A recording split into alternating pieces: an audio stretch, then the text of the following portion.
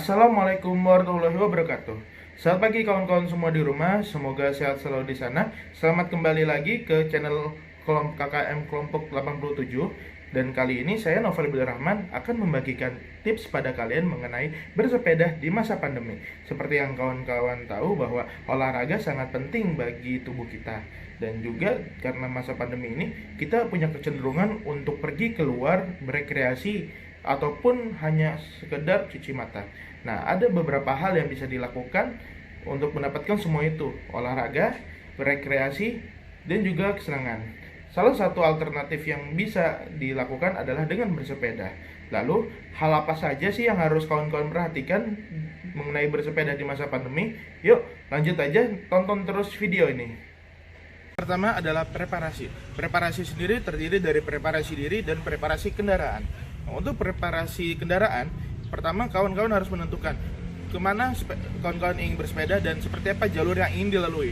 Apabila kawan-kawan mengikuti Instagram kelompok 87, di situ ada postingan mengenai wisata sepeda Kampung Bedurenan.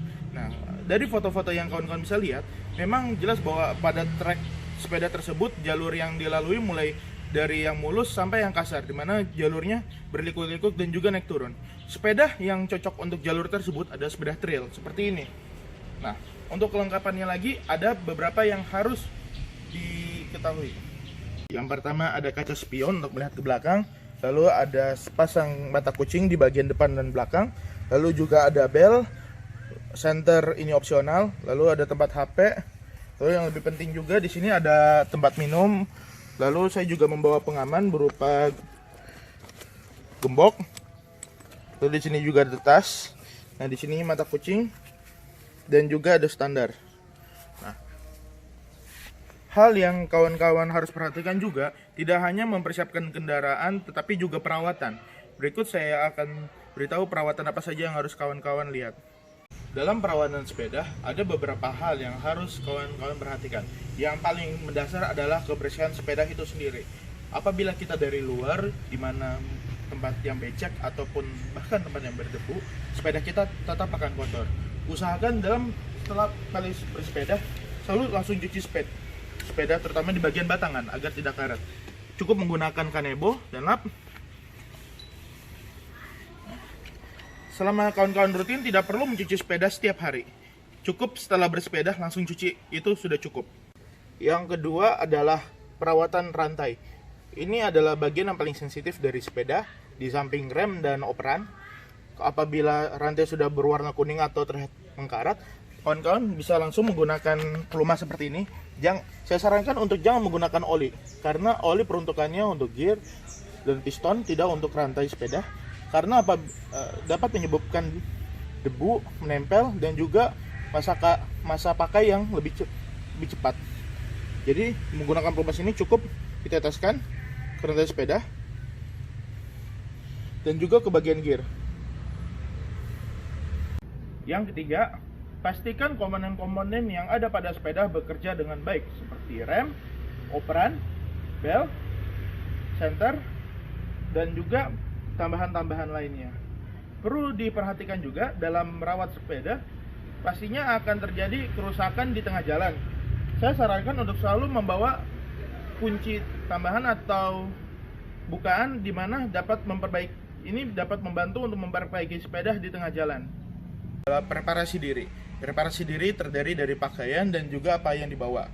Nah, untuk pakaian sendiri, saya menggunakan baju lengan panjang di mana untuk menghindari droplet sekaligus juga untuk menyerap keringat.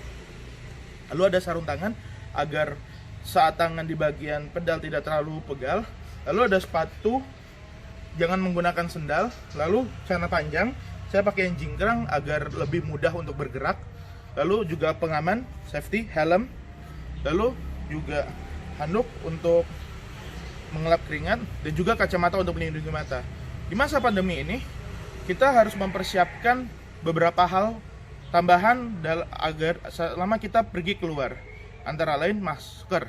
Sesuai dengan anjuran WHO, berolahraga dengan menggunakan masker dapat memperhambat jalur pernafasan kita. Saya sarankan selama bersepeda menggunakan buff. Buff ini khusus digunakan oleh para pengendara motor di mana memiliki kelebihan bahan yang lebih tipis sehingga lebih mudah untuk bernafas. apabila kawan-kawan sudah sampai pada tujuan dan ingin berjalan atau beristirahat, saya sarankan untuk mengganti buff dengan masker. Jadi saya di sini selalu membawa masker cadangan. Nih. Lalu jangan lupa untuk selalu membawa sabun cuci tangan atau hand sanitizer. Dan saya juga di sini biasanya membawa desinfektan sendiri. Nah, barang-barang ini harus kawan-kawan bawa agar nanti di tempat sampai tujuan bisa membenah diri atau membersihkan diri. Oke. Selain mempersiapkan kendaraan dan persiapan diri, kawan-kawan juga sebaiknya untuk memperhatikan persiapan diri kawan-kawan masing-masing.